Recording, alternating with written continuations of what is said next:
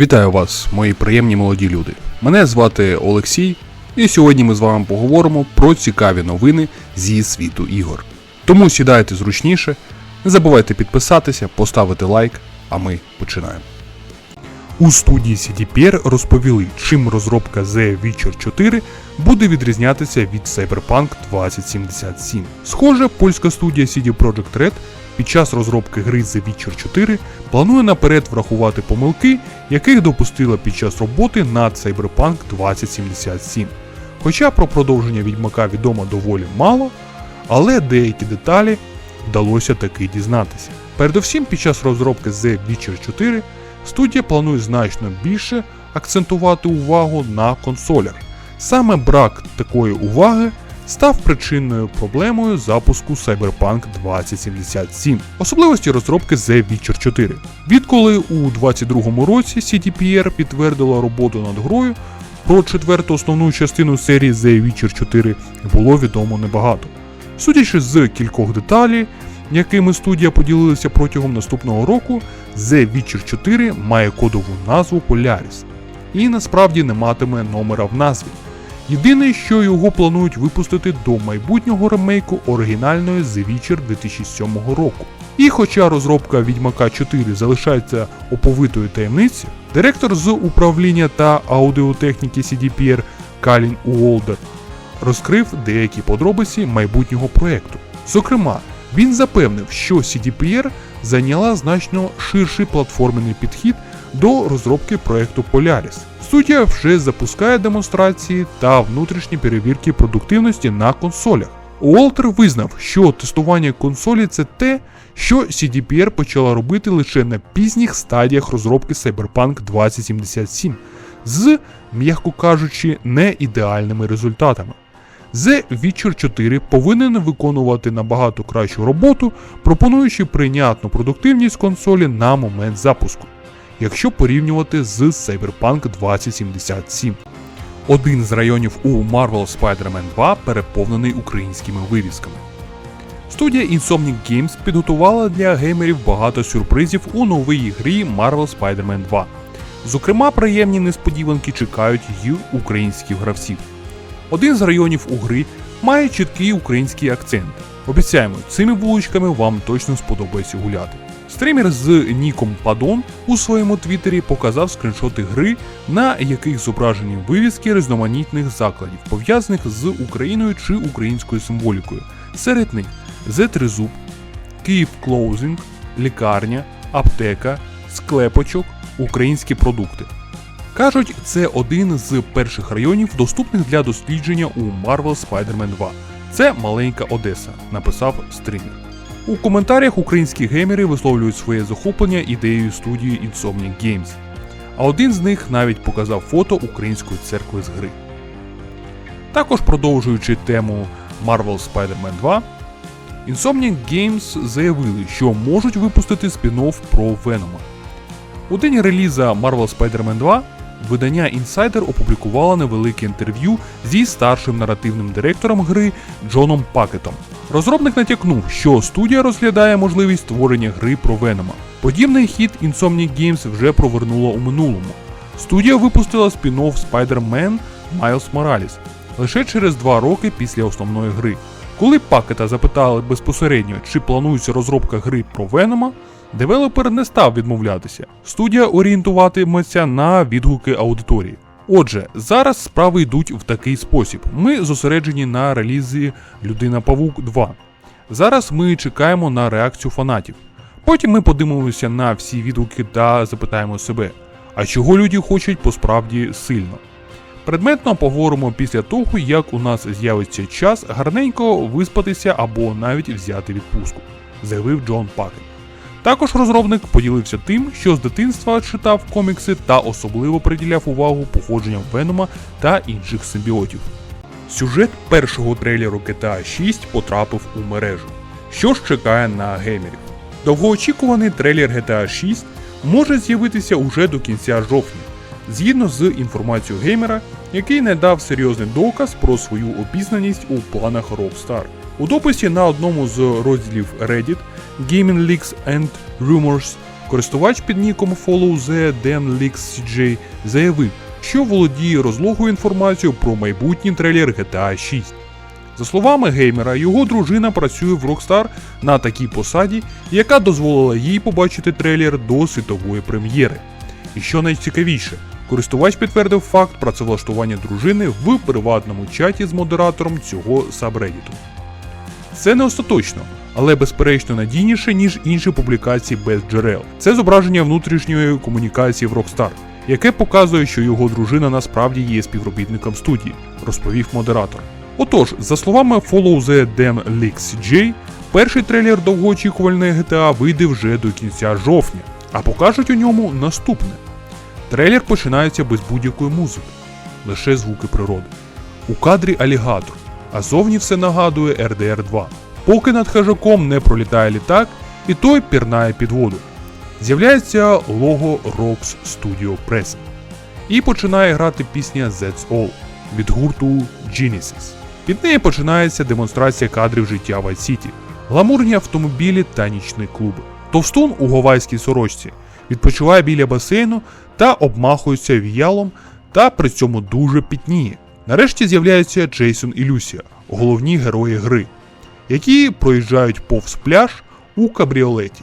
Водночас у воді хтось займається серфінгом. Короткий кадр уболівальників із розмальованими обличчями, які галасують на футбольному стадіоні. У наступний момент Люсія їде верхи на коні вздовж шосе, а її переслідує гелікоптер поліції. Джейсон у майці з сигаретою сидить на квадроциклі. Джейсон і Люсі в пошарпаному мотелі націлюють один на одного зброю, а вже у наступному кадрі катаються разом на американських горках. Наступний кадр Джейсон і Люсія грабують маркет, а продавець повільно тягнеться до пістолета під стійкою. Також у кадрі було багато коротких кадрів. Наступний кадр Джейсон і Люсія за укриттям у перестрільці в тому, що виглядає як будівля космічного центру Кеннеді. Джейсон каже: «Це божевілля. Що ти готова втратити?» А Люсія йому відповідає: «Ми пережили достатньо. Нам нема чого втрачати». І фінальний кадр пляжу, човен мчить повз камеру, і на екрані з'являється надпис Grand Theft Auto 6. Звичайно, це все не потрібно сприймати за чисту монету. Адже всім відомо, як аноніми в інтернеті люблять вигадувати те, чого не існує. Однак правда це чи ні, ми дізнаємось зовсім скоро. Адже жовтень вже стрімко добігає кінця. Паритет у Call of Duty та ігри Activision Blizzard у Game Pass. Бесіда з Філом Спенсером. Спеціальним гостем офіційного подкасту Xbox став Філ Спенсер, голова ігрового підрозділу Microsoft. Він поговорив з ведучим перед відльотом до Стокгольма, де відбуваються зустрічі із представником King, і докладніше розповів про подальшу взаємодію з Activision Blizzard.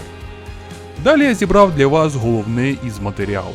Після купівлі Bethesda частина її ігор з бек-каталогу досить швидко опинилася в Game Pass, оскільки компанії почали готуватися до цього наперед. З Activision Blizzard ситуація зовсім інша. Через те, що розгляд угоди регуляторами так затягнувся, Microsoft та Activision Blizzard не могли заздалегідь запустити підготовку до перенесення. Чесно кажучи, у процесі ми мали багато сумнівів. Вони розвіялися лише за тиждень до закриття угоди, коли CMA нарешті визначилася з вердиктом, сказав Спенсер. Саме тому не варто чекати на раптовий дроп ігор Activision Blizzard у передплаті в найближчому майбутньому. Раніше Activision Blizzard повідомила, що її тайтли почнуть потрапляти в Game Pass у 2024 році, і глава Xbox вважає, що це є вірним твердженням.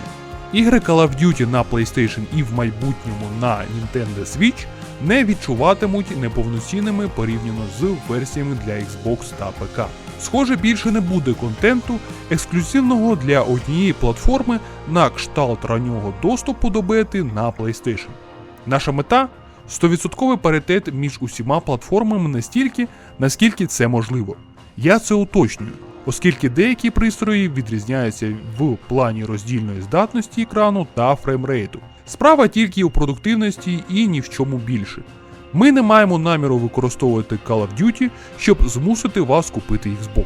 заявив Філ Спенсер. Тепер у розпорядженні Microsoft ще більший список франшиз, тому компанія може воскресити частину з них. За словами Спенсера, якщо компанія Activision Blizzard захочуть зайнятися цими проектами, він лише за. Глава Xbox неодноразово заявляв, що в першу чергу Майкі захотіли купити Activision Blizzard саме через її мобільний підрозділ King, який випустив фінансово успішні проекти на кшталт Candy Crush. На думку Спенсера, Microsoft необхідно розширити свою присутність на мобільному ринку. Для цього і стане в нагоді King. Керівник планує збільшити аудиторію компанії, оскільки мільярди людей грають лише на смартфонах. Це не означає, що я хочу перетворити всі наші серії на мобільні франшизи або перевести їх на фрі-ту-плейну модель. Щоправда, якщо ви плануєте залишитися за трибунами в ігрі на світовому ринку, вам потрібно знайти спосіб бути актуальним на найпоширенішій платформі, а це мобільні пристрої, сказав Філ Спенсер. Intel Core 14-го покоління. З'явилися ціни, тести та характеристики нових процесорів. Флагманський Intel Core i9-14900K буде мати на борту 8 продуктивних та 16 ефективних ядер. Загалом він отримав 24 ядра та 32 потоки. Він буде мати базову тактову частоту у 3,2 ГГц. Частота динамічного бусту буде мати 6 ГГц. Також підтверджено, що CPU буде підтримувати ОЗУ стандартів DDR5 і DDR4. Рекомендована ціна i9 становить $589, а його аналог без інтегрованої графіки буде мати цінник в $564. Предтоповий Intel Core i7 14700K буде мати на борту також 8 продуктивних ядер та 12 ефективних ядер. Процесор буде працювати з базовою тактовою частотою в 3 та 4 ГГц, проте може розігнатися лише до 5,6 ГГц в режимі бусту. Цінники стартували з позначкою в 409 і у 384 без інтегрованої графіки.